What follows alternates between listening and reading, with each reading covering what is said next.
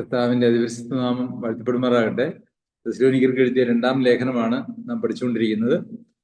3-ാം അധ്യായത്തിന്റെ 5 വരെയുള്ള വാക്യങ്ങൾ നാം പഠിക്കുകയുണ്ടായി, നാം ധ്യാനിക്കുകയുണ്ടായി. ഇന്ന് 6 മുതലുള്ള വാക്യങ്ങളാണ് നമുക്ക് ധ്യാനിക്കുവാനായിട്ട് ഉള്ളത്. കഴിഞ്ഞ ദിവസത്തെ നമ്മുടെ ക്ലാസ്സിൽ 4-ാം വാക്യത്തെക്കുറിച്ച് നാം ചിന്തിക്കുകയുണ്ടായി. ഞങ്ങൾ ആജ്ഞാപിക്കുന്നത് നിങ്ങൾ ചെയ്യുന്നുവെന്നും മേലാലും ചെയ്യുമെന്നും ഞങ്ങൾ നിങ്ങളെക്കുറിച്ച് കർത്താവിൽ ഉറച്ചിരിക്കുന്നു. അപ്പോൾ പൗലോസ് അപ്പോസ്തലന്റെ തെസ്സലോനിക്ക സഭയുമായിട്ടുള്ള പരിചയത്തിൽ അവരോട് എന്ത് ആജ്ഞാപിച്ചാലും അവരത് ചെയ്യുന്നു എന്നു മാത്രവുമല്ല, അവര് ഇനി ആജ്ഞാപിച്ചാൽ ചെയ്യുമെന്നുള്ള ഒരു പ്രത്യാശയും അവർക്ക് ഉണ്ട് എന്ന് നമുക്ക് കാണുവാനായിട്ട് സാധിക്കും. അപ്പോൾ ഇനി ആജ്ഞാപിക്കുന്നതും ചെയ്യും എന്നുള്ളതായ കർത്താവിൽ ഉറച്ചിരിക്കുന്നു എന്നാണ് പറഞ്ഞിരിക്കുന്നത്. മേലാലും ചെയ്യുമെന്ന് ഞങ്ങൾ നിങ്ങളെക്കുറിച്ച് കർത്താവിൽ ഉറച്ചിരിക്കുന്നു. അപ്പോൾ എന്തോ ചിലത് ആജ്ഞാപിക്കാനായിട്ട് പോകുന്നതിന്റെ ആമുഖമായിട്ടാണ് പൗലോസ് അപ്പോസ്തലൻ വാക്കുകൾ ഉപയോഗിച്ചിരിക്കുന്നത് എന്ന് നമുക്ക് കാണുവാനായിട്ട് കഴിയും. ഇനി അങ്ങനെ ആജ്ഞാപിക്കുവാൻ പോകുന്ന കാര്യമാണ് തുടർന്നുള്ള വാക്യങ്ങളിൽ 6 മുതലുള്ള വാക്യങ്ങളിൽ നമുക്ക് കാണുവാനായിട്ട് കഴിയുന്നത്. നമുക്കതൊന്ന് വായിക്കാം. സഹോദരന്മാരെ, ഞങ്ങളോട് പ്രാപിച്ച പ്രമാണം വിട്ട് ക്രമം കെട്ട് നടക്കുന്ന ഏത് സഹോദരനോടും അകന്നുകൊള്ളണം എന്ന് നമ്മുടെ കർത്താവായ യേശുക്രിസ്തുവിന്റെ നാമത്തിൽ ഞങ്ങൾ നിങ്ങളോട് ആജ്ഞാപിക്കുന്നു. അപ്പോൾ ആദ്യത്തെ ആജ്ഞ എന്ന് പറയുന്നത് ഞങ്ങളോട് പ്രാപിച്ച പ്രമാണം വിട്ട് ക്രമം കെട്ട് നടക്കുക.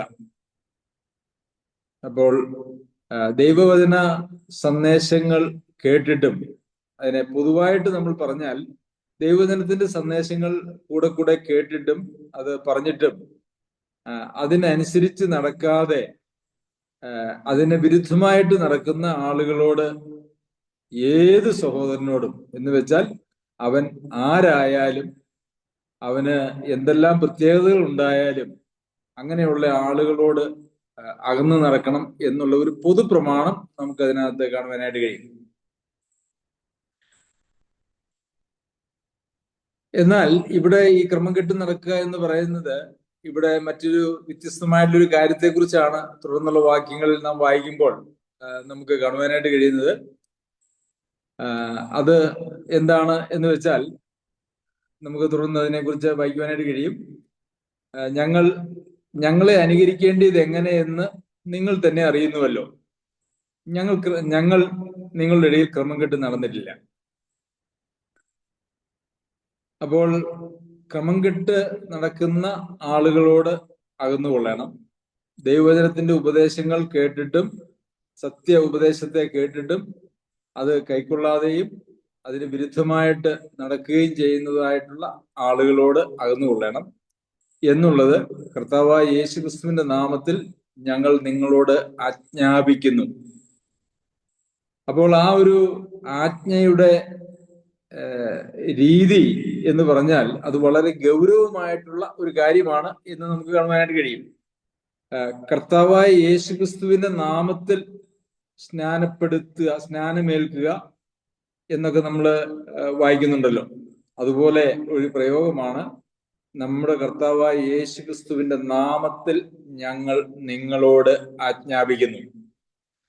അപ്പോൾ സഭയിൽ പഠിപ്പിക്കുന്നതായിട്ടുള്ള, പ്രത്യേകിച്ച് മനുഷ്യരുടെ വ്യക്തി ജീവിതത്തെ സംബന്ധിക്കുന്നതായ നിലവാരങ്ങളോടുള്ള ബന്ധത്തിൽ ഇത് ഏതെങ്കിലും വലിയ കുറ്റകൃത്യങ്ങൾ നമ്മളുടെയൊക്കെ ദൃഷ്ടിയിൽ കൊലപാതകം, പാപം, മോഷണം, കൊലപാതകം, മോഷണം അങ്ങനെയുള്ള കാര്യങ്ങളൊന്നും അല്ല എന്ന് വിചാരിച്ചോണം ഇവിടെ ക്രമം കെട്ട് നടക്കുന്ന കാര്യം എന്ന് പറഞ്ഞാൽ അധ്വാനിക്കാതെ അങ്ങനെ പ്രകാരം നോക്കി ഇപ്പം മറ്റു പലരെയും ആശ്രയിച്ച് ജീവിക്കുന്ന ആളുകളെ കുറിച്ചാണ് ഇവിടെ പറഞ്ഞിരിക്കുന്നത്.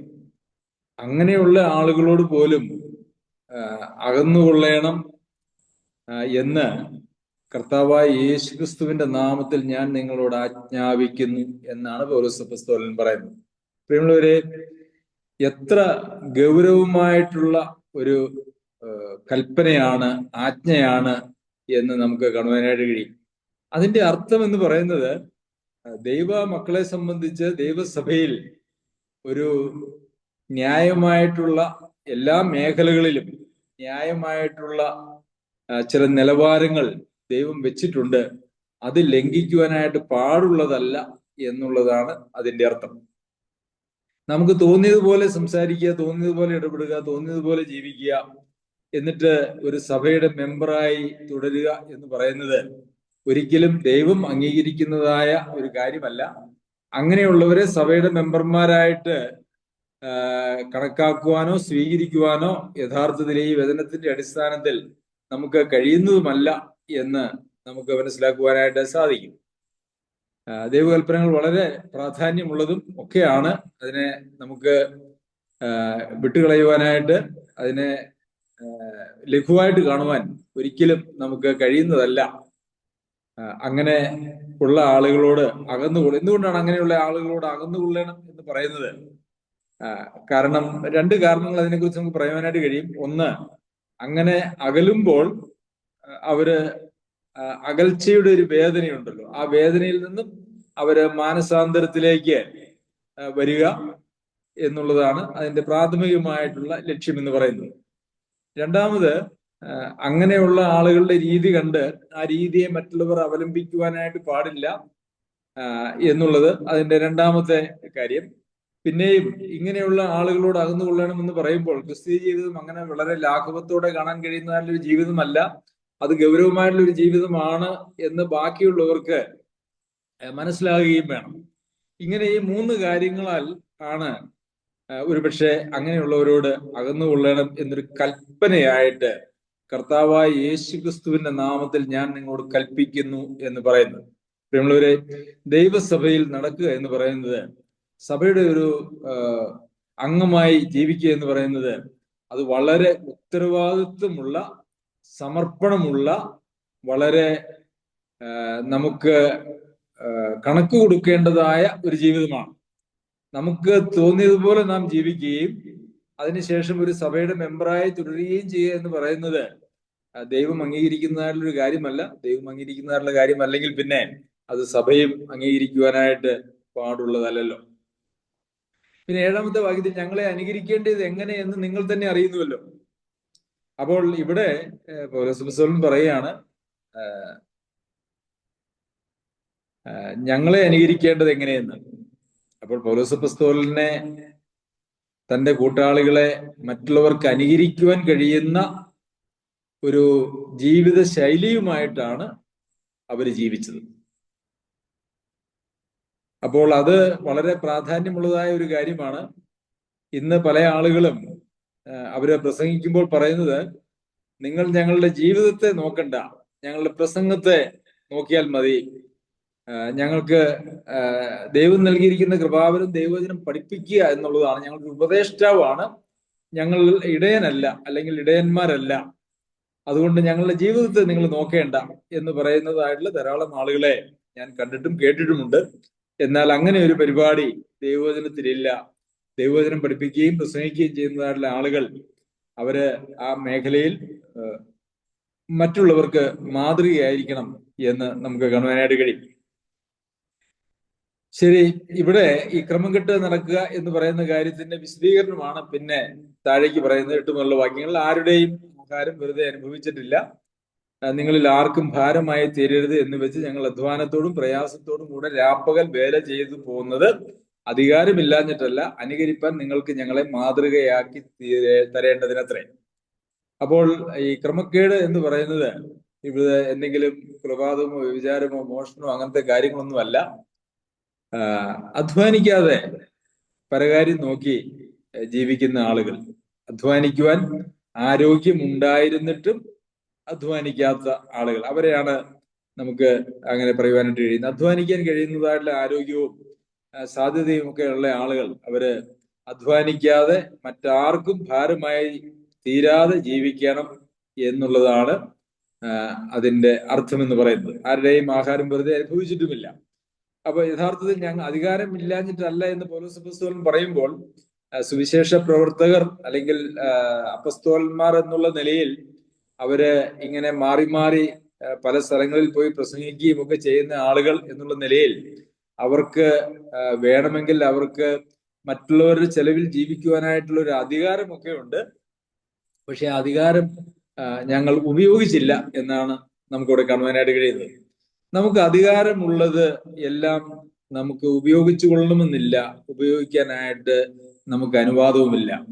നമുക്ക് അധികാരവും സ്വാതന്ത്ര്യവും ഉണ്ടെങ്കിലും അതെല്ലാം നമുക്ക് എടുക്കുവാനായിട്ട് കഴിയില്ല. ഇപ്പൊ കൊരിന്തിലെ സഭയോട് പൗലോസ് അപ്പോസ്തലൻ യാതൊരു വക സാമ്പത്തിക സഹായവും ചോദിച്ചില്ല, വാങ്ങിയില്ല. കാരണം എന്താണെന്ന് വെച്ച് കഴിഞ്ഞാൽ, ഒരു പക്ഷേ ഞാൻ വിചാരിക്കുന്നത് കൊരിന്തിലെ സഭയെ കുറിച്ച് പറയുമ്പോൾ അവിടെ അവർ ജഡികന്മാരായിട്ടുള്ള ആളുകളായിരുന്നു എന്ന് പൗലോസ് അപ്പോസ്തലൻ തന്നെ പറയുന്നുണ്ട്. അപ്പോൾ ആ കാരണത്താലായിരിക്കാം പൗലോസ് അപ്പോസ്തലൻ അവിടെ നിന്നും വാങ്ങാതിരുന്നത്. അവിടെ നിന്നും വാങ്ങാതിരുന്നതിനെ കുറിച്ചുള്ള പരാതി പോലും അവിടുത്തെ വിശ്വാസികൾക്കുണ്ടായിരുന്നു. എന്നാൽ മറ്റ് ചില സഭകളെ കുറിച്ചൊക്കെ പറയുമ്പോൾ, ഫിലിപ്പി സഭയെ കുറിച്ചൊക്കെ പറയുമ്പോൾ അവരുടെ സഹായം പൗലോസ് അപ്പോസ്തലൻ സ്വീകരിച്ചിരുന്നു എന്ന് നമുക്ക് കാണാനായിട്ട് സാധിക്കും. അപ്പോൾ ഏതൊരു കാര്യത്തിലും നമുക്ക് അധികാരമുണ്ടെങ്കിലും സ്വാതന്ത്ര്യമുണ്ടെങ്കിലും അത് പ്രയോജനം ചെയ്യുമോ, അതുകൊണ്ട് ദൈവനാമം മഹത്വപ്പെടുമോ, അത് മറ്റുള്ളവർക്ക് മാതൃകയാണോ, ഇങ്ങനെയുള്ള പല കാര്യങ്ങൾ അടിസ്ഥാനപ്പെടുത്തി മാത്രമേ നമുക്ക് ഒരു തീരുമാനമെടുക്കുവാനായിട്ട് കഴിയുള്ളൂ. നമുക്ക് അധികാരമുണ്ട്, സ്വാതന്ത്ര്യമുണ്ട് എന്നുള്ളതിന്റെ അടിസ്ഥാനത്തിൽ മാത്രം നമുക്ക് കാര്യങ്ങൾ തീരുമാനമെടുക്കാനായിട്ട് കഴിയുന്നതല്ല. പൗലോസ് അപ്പോസ്തലൻ തന്നെ തന്റെ ലേഖനങ്ങളിൽ ഇപ്രകാരം പറഞ്ഞിട്ടുണ്ട്: എനിക്ക് സകലത്തിലും അധികാരമുണ്ടെങ്കിലും എല്ലാം പ്രയോജനമുള്ളതല്ല, എനിക്ക് സ്വാതന്ത്ര്യമുണ്ടെങ്കിലും പ്രയോജനമുള്ളതല്ല. അപ്പോൾ നമുക്ക് അധികാരമുണ്ടോ, നമ്മുടെ സ്വാതന്ത്ര്യത്തിലാണോ എന്നുള്ളത് മാത്രമല്ല നാം എടുക്കുന്ന തീരുമാനങ്ങൾക്കും നമ്മുടെ ജീവിത രീതികൾക്കും അടിസ്ഥാനം എന്ന് പറയുന്നത്, മറിച്ച് അത് എത്രത്തോളം നമുക്കും സഭയ്ക്കും സമൂഹത്തിനും പ്രയോജനമുള്ളതാണ് എന്നുകൂടി നമ്മളുടെ തീരുമാനത്തിന്റെ അടിസ്ഥാനമായിരിക്കണം എന്ന് നമുക്ക് ഇവിടെ നിന്ന് കാണുവാനായിട്ട് സാധിക്കും. പൗലോസ് അപ്പോസ്തലൻ പറഞ്ഞിരിക്കുന്നത് രാപ്പകൽ, തന്റെ മറ്റ് ലേഖനങ്ങളിലൊക്കെ രാപ്പകൽ ഞങ്ങൾ വേല ചെയ്തു പോന്നു എന്നാണ്. അപ്പോൾ രാപ്പകൽ വേല ചെയ്യുകയും അധ്വാനിക്കുകയും അതുപോലെ തന്നെ രാപ്പകൽ അവര് സുവിശേഷം പറയുകയും ചെയ്തിരുന്നു, സഭയെ പഠിപ്പിച്ചിരുന്നു. ഇതെല്ലാം രാപ്പകൽ ചെയ്തിരുന്നതായിട്ടുള്ള ഒരു പരിപാടിയാണ്. അപ്പോൾ നമുക്ക് കാണാനായിട്ട് കഴിയുന്നത് സുവിശേഷ പ്രവർത്തനവും ആത്മീയമായിട്ടുള്ള ശുശ്രൂഷകളും ശാരീരികമായ അധ്വാനങ്ങളും ഒക്കെ ഒരേപോലെ പ്രാധാന്യത്തോടെ മുമ്പോട്ട് കൊണ്ടുപോകേണ്ടുന്നതായിട്ടുള്ള കാര്യങ്ങളാണ്. ഒന്ന് വേണ്ട എന്ന് വെച്ച് മറ്റേത് എന്റെ പിന്നാലെ പോവുക എന്നുള്ളതല്ല. ആത്മീയമായിട്ടുള്ള പ്രവർത്തനങ്ങൾ അവിടെ വളരെ പ്രാധാന്യമുള്ളതാണ്. അതുപോലെ തന്നെ സ്വന്തം കൈകൊണ്ട് അധ്വാനിച്ച് ആർക്കും ഭാരമായി തീരാതെ ക്രമം കെട്ട് നടക്കാതെ ജീവിക്കുക എന്ന് പറയുന്നത് അതും വളരെ പ്രാധാന്യമുള്ളതായ കാര്യങ്ങളാണ്. ശരി, 10ാമത്തെ വാക്യത്തിൽ വേല ചെയ്യുവാൻ മനസ്സില്ലാത്തവൻ തിന്നുകയും അരുത് എന്ന് ഞാൻ നിങ്ങളോട് കൂടി ഇരിക്കുമ്പോൾ തന്നെ ആജ്ഞാപിച്ചിട്ടുണ്ടല്ലോ. അപ്പോൾ ഇവിടെയും ഒരു ആജ്ഞയെക്കുറിച്ച് നമ്മൾ കാണുന്നുണ്ട്. വേല ചെയ്യാൻ മനസ്സില്ലാത്തവൻ, വേല ചെയ്യാൻ കഴിയാത്തവൻ എന്നല്ല പറഞ്ഞിരിക്കുന്നത്, മനസ്സില്ലാത്തവൻ എന്നാണ്. വേല ചെയ്യാൻ കഴിയാത്തതായിട്ടുള്ള പല ആളുകളുണ്ട്. പ്രായം കൊണ്ടും രോഗം കൊണ്ടും ശാരീരികമായിട്ടുള്ള മറ്റു ബലഹീനതകൾ കൊണ്ടും ഒക്കെ ജോലി ചെയ്യുവാനായിട്ട് അധ്വാനിക്കാൻ കഴിയാത്തതായിട്ടുള്ള ആളുകൾ ധാരാളമുണ്ട്. അവരെ സംബന്ധിച്ചല്ല, വേല ചെയ്യാനായിട്ടുള്ള എല്ലാ സാധ്യതകളും ഉണ്ടായിരുന്നിട്ടും വേല ചെയ്യാൻ മനസ്സില്ലാത്തവൻ തിന്നുകയും അരുത്. നമുക്കറിയാമല്ലോ, തിന്നരുത് എന്ന് പറഞ്ഞാൽ ഭക്ഷണം കഴിക്കാത്ത എത്ര ദിവസം നമുക്ക് ജീവിക്കുവാനായിട്ട് കഴിയുകയില്ല, അധികം ദിവസമൊന്നും മുമ്പോട്ട് പോവുകയില്ല. അതായത് വേല ചെയ്യാൻ ഒരാൾക്ക് മനസ്സില്ലെങ്കിൽ അദ്ദേഹം ജീവിച്ചിരുന്നിട്ട് കാര്യമില്ല എന്നാണ് അതിന്റെ മറുവശം എന്ന് പറയുന്നത്. അതുകൊണ്ട് വേല ചെയ്യാൻ മനസ്സിലാത്തവൻ തിന്നുകയും അരുത് എന്ന് ഞങ്ങൾ നിങ്ങളോട് കൂടി ഇരിക്കുമ്പോൾ തന്നെ ആജ്ഞാപിച്ചിട്ടുണ്ടല്ലോ. പൗലോസ് അപ്പോസ്തലൻ ചില ആഴ്ചകളോ മാസങ്ങളോ മാത്രമേ ഈ തെസ്സലോനിക്ക സഭയിൽ ഉണ്ടായിരുന്നുള്ളൂ. അന്ന് ആ കൂടെ ഇരിക്കുമ്പോൾ തന്നെ പൗലോസ് അപ്പോസ്തലൻ അവരോട് പറഞ്ഞിരിക്കുന്നതായിട്ടുള്ള കാര്യമാണ്, വേല ചെയ്യുവാൻ മനസ്സില്ലെങ്കിൽ നിങ്ങൾ തിന്നാൻ പോലും നിങ്ങൾക്ക് അർഹതയില്ല എന്നുള്ളതായ കാര്യം. അപ്പോൾ വേല ചെയ്യാൻ മനസ്സിന്റെ പ്രശ്നമാണ് അവിടെ ഉള്ളത്.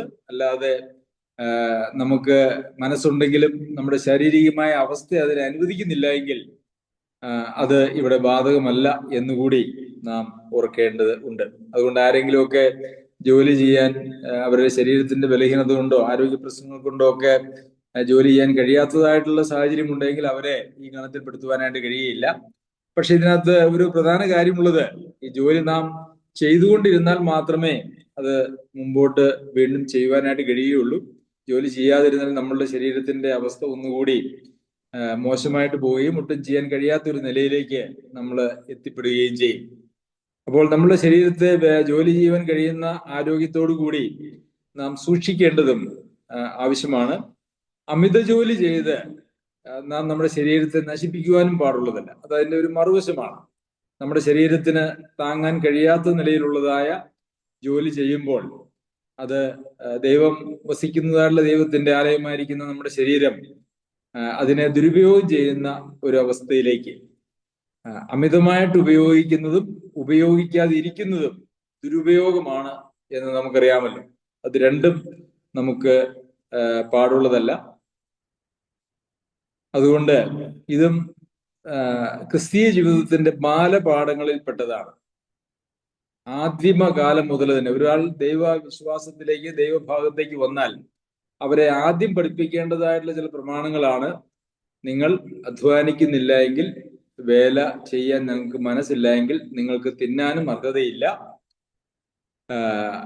സ്വന്തം കൈകൊണ്ട് നിങ്ങൾ വേല ചെയ്ത് ജീവിക്കേണ്ടത് ആവശ്യമാണ്. ഇതൊക്കെ ബാലപാഠങ്ങളാണ്.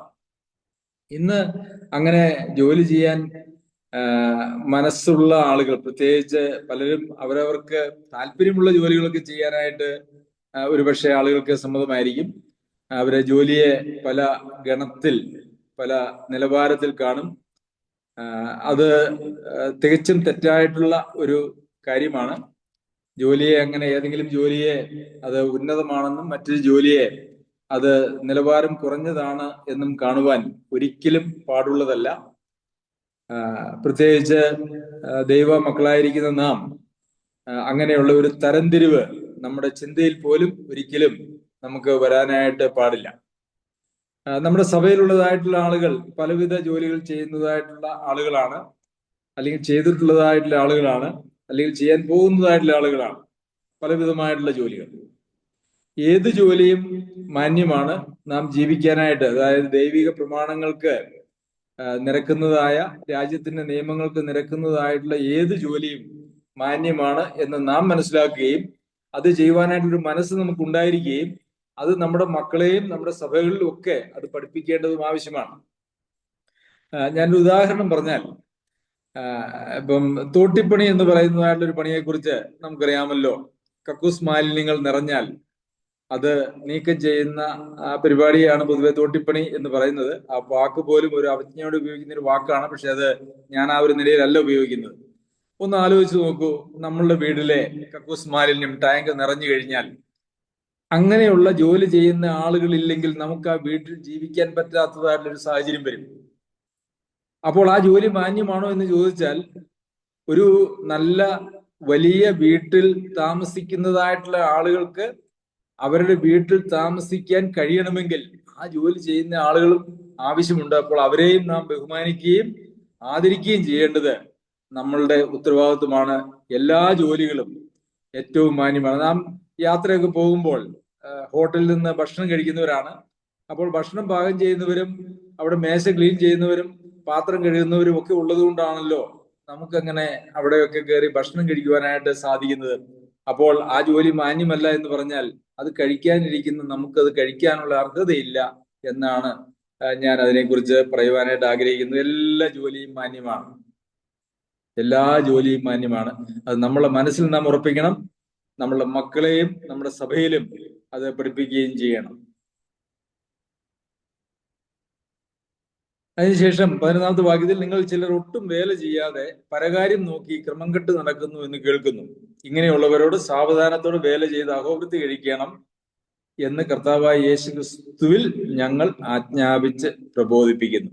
വീണ്ടും അത് തന്നെയാണ് പൗലോസ് അപ്പോസ്തലൻ പറയുന്നത്. അവരിൽ ഞാൻ ഇതിനെക്കുറിച്ച് ചിന്തിച്ചപ്പോൾ തെസ്സലോനിക്യ സഭയെക്കുറിച്ച്, അല്ലെങ്കിൽ സഭയിലുള്ള ചിലരെ കുറിച്ച്, എല്ലാവരും അല്ല കേട്ടോ, നിങ്ങളിൽ ചിലർ, അതായത് ഒരു ന്യൂനപക്ഷമായിട്ടുള്ള ആളുകൾ വേല ചെയ്യാതെ പരകാര്യം നോക്കി ക്രമം കെട്ട് നടക്കുന്നു എന്ന് കേൾക്കുന്നു.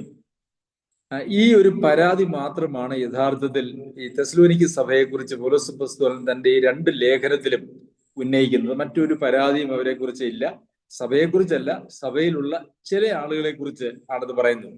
അതിന്റെയും ഒരു പശ്ചാത്തലത്തെ കുറിച്ച് ഞാൻ കേട്ടിട്ടുള്ളത്, കേൾക്കുകയോ വായിക്കുകയോ ചെയ്തിട്ടുള്ളത്, കർത്താവിന്റെ വരവ് ഏറ്റവും അടുത്തു അതുകൊണ്ട് ഇനി നമ്മൾ അങ്ങനെ അധ്വാനിക്കുകയൊന്നും വേണ്ട, കർത്താവ് ഇപ്പോൾ വരും എന്നുള്ള ഒരു കാഴ്ചപ്പാടിന്റെ അടിസ്ഥാനത്തിലാണ് അവരങ്ങനെ ജോലി ചെയ്യാതെ നടന്നത് എന്ന് ഞാൻ ഇവിടെ വായിക്കുകയോ കേൾക്കുകയോ ചെയ്തിട്ടുണ്ട്. അതിന്റെ നിജസ്ഥിതിയെ കുറിച്ച് എനിക്കറിയില്ല. അതൊരു പക്ഷേ ഒരു ഭാവനയായിരിക്കാം. അതല്ല എങ്കിൽ അത് ക്രമം കെട്ട് നടക്കുന്ന ഒരു സ്വഭാവത്തിന്റെ പ്രത്യേകതയും ആയിരിക്കാം. ഇങ്ങനെയും ഞാൻ കേട്ടിട്ടുണ്ട്. അപ്പോൾ കർത്താവിന്റെ വരവ് ഉടനെ ഉണ്ട് എന്നുള്ളത് കൊണ്ട് അധ്വാനിക്കേണ്ട എന്ന് പറയാൻ പോലും നമുക്ക് ഒരവകാശവുമില്ല.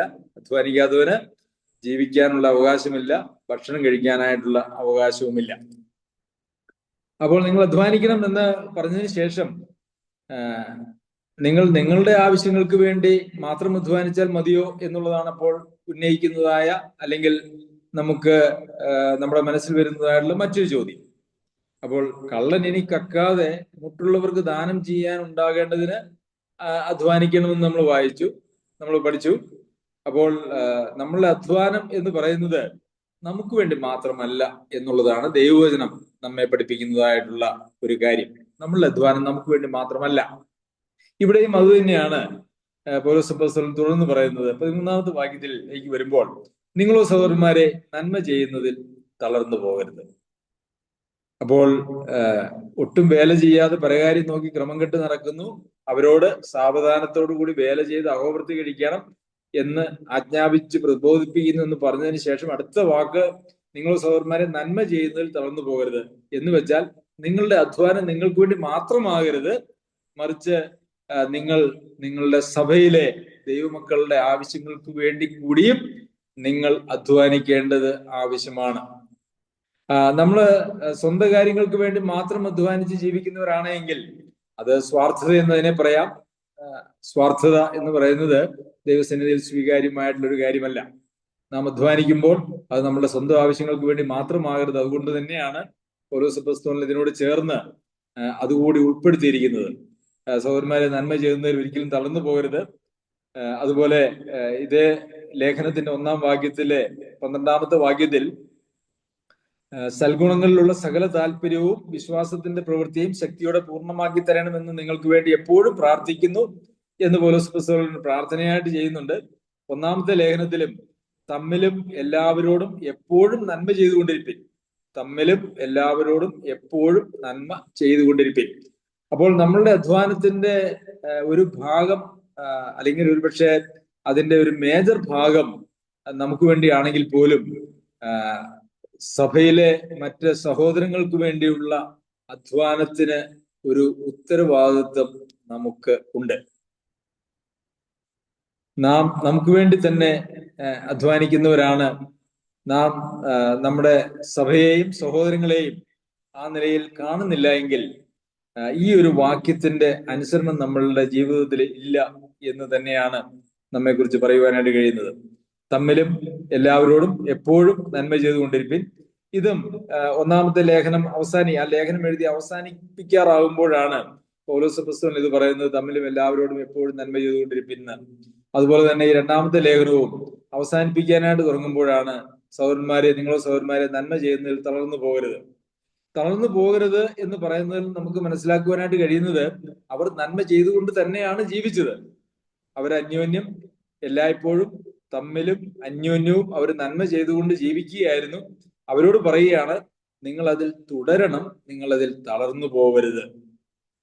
അപ്പോൾ നിങ്ങൾ നന്മ ചെയ്യണമെന്ന് ആദ്യത്തെ ലേഖനത്തിൽ എഴുതിയപ്പോൾ തമ്മിലും എല്ലാവരോടും നന്മ ചെയ്യണമെന്ന് അവരോട് കൽപ്പിച്ചത് അവർ മുഖവിലക്കെടുത്ത് അങ്ങനെ ഒരു ജീവിതത്തിലേക്ക് അവർ കിടന്നു. അങ്ങനെ കടന്നതായിട്ടുള്ള വിശ്വാസികളോട് തന്നെ 2-ാമത്തെ ലേഖനത്തിൽ പറയുകയാണ്, നിങ്ങൾ തളർന്നു പോകരുത് എന്ന് പറയുമ്പോൾ തളർന്നു പോകാനായിട്ടുള്ള എല്ലാ സാധ്യതകളും ഉണ്ട് എന്നാണ് അതിന്റെ അർത്ഥം. പ്രിയമുള്ളവരെ, ഈ മേഖലയിലൊക്കെ നമുക്ക് ഒത്തിരി മുന്നോട്ട് പോകുവാനായിട്ടുണ്ട് എന്നുള്ളത് ഒരു യാഥാർത്ഥ്യമാണ്. നമുക്ക് പല പരിമിതികളും ഉണ്ട് എന്നുള്ളത് ഞാൻ മനസ്സിലാക്കുമ്പോൾ പോലും ദൈവവചനം വൃഥാവല്ല എന്നുള്ളത് നാം അറിയുന്നുവല്ലോ. ഇവിടെ ഈ ആജ്ഞാപിക്കുന്ന കൂട്ടത്തിലാണ് ഈ നന്മ ചെയ്യുന്നതിനെ കുറിച്ചും വരുന്നത് എന്നുള്ളത് നാം മനസ്സിലാക്കണം.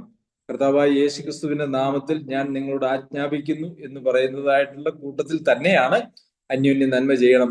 പക്ഷെ അതിനകത്ത് പിറുപിറുപ്പോ അങ്ങനെയൊന്നും വരുവാനായിട്ട് പാടില്ല എന്നുള്ളതും നമുക്ക് അറിയാമല്ലോ.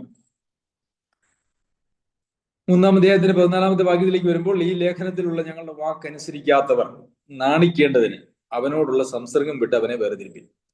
അപ്പോൾ ഈ ലേഖനത്തിലുള്ള ഞങ്ങളുടെ വാക്ക് അനുസരിക്കാത്തവൻ എന്ന് പറയുമ്പോൾ, അനുസരിക്കണം എന്ന് പറഞ്ഞ് ഇവിടെ തൊട്ട് മുകളിൽ പറഞ്ഞിരിക്കുന്നതായിട്ടുള്ള കാര്യങ്ങൾ രണ്ടാണ്.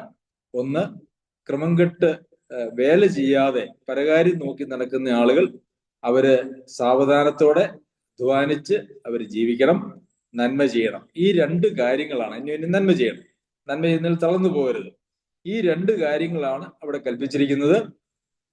ഈ രണ്ട് കാര്യങ്ങൾ അത് അനുസരിക്കാത്തവൻ നാണിക്കേണ്ടതിന് അവനോടുള്ള സംസർഗം വിട്ട് അവനെ വേർതിരിപ്പിക്കും. എത്ര പ്രാധാന്യമുള്ള കാര്യങ്ങളാണ് അവനോടുള്ള ആ സംസർഗം വിട്ട് അവനെ വേർതിരിക്കണം എന്ന് പറയുമ്പോൾ അതിൽ ഉൾപ്പെട്ടിരിക്കുന്നത്.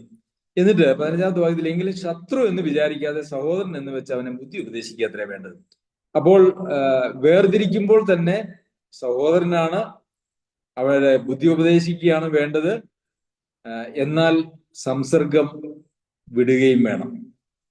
അതായത് അവരുടെ ദുഷ്ചെയ്തികളെ, അവർ ചെയ്യേണ്ടതായിട്ടുള്ള കാര്യങ്ങൾ ചെയ്യാതെയും അരുതാത്തതായിട്ടുള്ള കാര്യങ്ങൾ ചെയ്യുകയും ചെയ്യുമ്പോൾ അവരെ പൂർണ്ണമായും നമ്മൾ ഉൾക്കൊള്ളുന്നു, അവരെ സ്വീകരിക്കുന്നു എന്ന് അവർക്ക് തോന്നുവാനായിട്ട് പാടുള്ളതല്ല.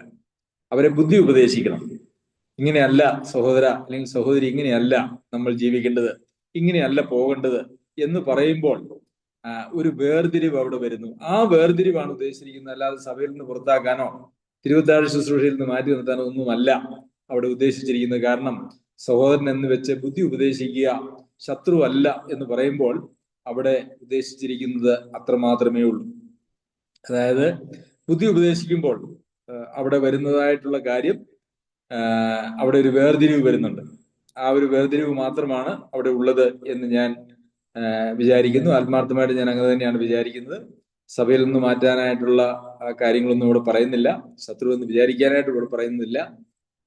ഇതൊക്കെയും നാം മനസ്സിലാക്കേണ്ടത് ആവശ്യമുണ്ട്. ഇതിനൊന്നും ഇവിടെ എഴുതിയിരിക്കുന്നതിനപ്പുറം നമുക്ക് വ്യാഖ്യാനിക്കുവാനോ അല്ല എങ്കിൽ അതിൻ്റെ മേൽ എന്തെങ്കിലും നമുക്ക് പ്രതികരിക്കാനോ ആവശ്യമില്ല. എഴുതിയതിനപ്പുറം വായിക്കുവാനായിട്ട് നമുക്ക് ആവശ്യമില്ല എന്നുള്ളത് ഓർക്കണം.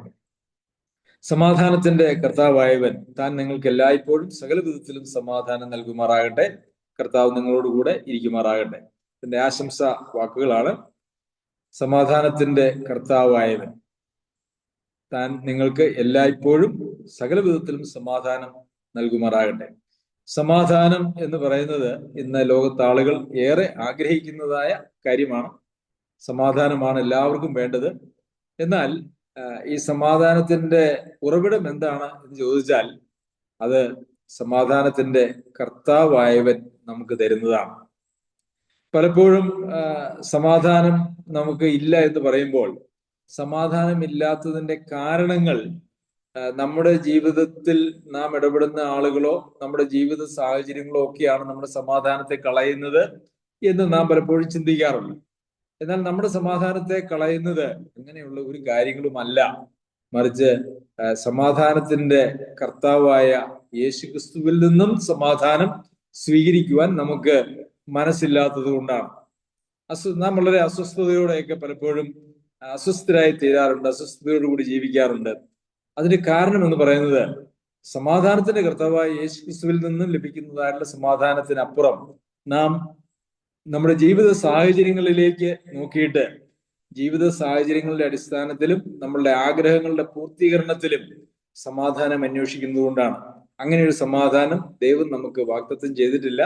ദൈവം നമുക്ക് വാഗ്ദത്തം ചെയ്തതായിട്ടുള്ള സമാധാനം കർത്താവ് നമ്മളോട് കൂടെ ഉണ്ട്. ആ കർത്താവ് നമ്മെ എല്ലാ പ്രതിസന്ധികളിലും നമ്മെ താങ്ങും. നമുക്ക് കഴിയാത്തതൊന്നും നമുക്ക് തരികയില്ല. ഇനി എന്തെങ്കിലും തന്നാൽ അതിന് പോക്കുവഴി ഉണ്ടാക്കും. ദൈവത്തിന്റെ ശക്തി നമുക്ക് അതിനോടുകൂടെ ചേർത്ത് തരും. ഇതൊക്കെയാണ് നമ്മുടെ സമാധാനത്തിന്റെ അടിസ്ഥാനം എന്ന് പറയുന്നത്. സമാധാനത്തിന്റെ കർത്താവായവൻ താൻ നിങ്ങൾക്ക് എല്ലായ്പ്പോഴും സകല വിധത്തിലും സമാധാനം നൽകട്ടെ എന്ന് പറഞ്ഞിട്ട് ഒരു സെമിക്കോളൻ കഴിഞ്ഞിട്ട് പറയുകയാണ്, കർത്താവ് നിങ്ങളോട് എല്ലാവരോടും കൂടി ഇരിക്കുമാറാകട്ടെ. കർത്താവ് നമ്മളോട് കൂടെ ഇരിക്കുന്നതിലൂടെയാണ് കർത്താവിന്റെ സമാധാനം, എല്ലാ വിധത്തിലുള്ള ഒരു സമാധാനം നമുക്ക് അനുഭവിക്കുവാനായിട്ട് കഴിയുന്നത്. കർത്താവ് പലപ്പോഴും നാം പ്രത്യാശ കൈവിട്ട് പല കാര്യങ്ങളാൽ സ്വാധീനിക്കപ്പെടുകയും വ്യാകുലപ്പെടുകയും ചെയ്യുമ്പോൾ നാം കർത്താവ് നമ്മെ വിട്ടു പിരിയുകയല്ല, മറിച്ച് നാം കർത്താവിൽ നിന്നും മാറി സഞ്ചരിക്കുകയാണ്. അതുകൊണ്ടാണ് അങ്ങനെയുള്ള ആകുലതകളൊക്കെ നമ്മളെ പിടിക്കുകയും നമുക്ക് ആത്മീയമായിട്ടുള്ള ശോഷണമോ അല്ലെങ്കിൽ ദുഃഖമോ ഒക്കെ നമ്മുടെ ജീവിതത്തിൽ ഉണ്ടാകുകയും ചെയ്യുന്നത്. പൗലോസായ എന്റെ കയ്യാൽ വന്ദനം, സകല ലേഖനത്തിലും ഇത് തന്നെ അടയാളം. ഇങ്ങനെ ഞാൻ എഴുതുന്നു. നമ്മുടെ കർത്താവായ യേശു ക്രിസ്തുവിന്റെ കൃപ നിങ്ങളോട് എല്ലാവരോടും കൂടെ ഇരിക്കുമാറാകട്ടെ. പൗലോസ് അപ്പോസ്തലൻ സ്വന്തം എഴുതിയതായ ഒരു ലേഖനമാണിത്, മറ്റാരെക്കൊണ്ടും എഴുതിപ്പിച്ചതല്ല. അതുകൊണ്ടാണ് ഈ ഒരു ആശംസയോടുകൂടി പൗലോസ് അപ്പോസ്തലൻ ഇത് അവസാനിപ്പിക്കുന്നത്. പ്രിയമുള്ളവരെ, ദൈവവചനം എത്രയോ നമുക്ക് നമ്മുടെ ജീവിതത്തിന് വഴികാട്ടിയാണ്. നമ്മുടെ കാലിന് ദീപവും നമ്മുടെ പാതയ്ക്ക് പ്രകാശവുമാണ്. പാതയ്ക്ക് പ്രകാശവും കാലിന് ദീപവുമായിരിക്കുന്ന ദൈവവചനത്തിന്റെ പ്രമാണങ്ങളെ അനുസരിച്ച് നമുക്ക് ജീവിക്കാം. ആ പ്രമാണങ്ങളെ വിരുദ്ധമായി നാം ജീവിക്കുമ്പോൾ ക്രമം കെട്ട് നടക്കുന്നു എന്നുള്ള ഒരു അവസ്ഥയിലേക്കാണ് നാം വരുന്നത്. അങ്ങനെ ഒന്നും നമ്മെക്കുറിച്ച് പറയുവാനായിട്ട് ഒരിക്കലും ഇടവരാതിരിക്കുവാൻ സർവശക്തനായ ദൈവം നമ്മെ എല്ലാവരെയും സഹായിക്കട്ടെ. അവന്റെ അതിപരിശുദ്ധ നാമം വാഴ്ത്തപ്പെടുമാറാകട്ടെ.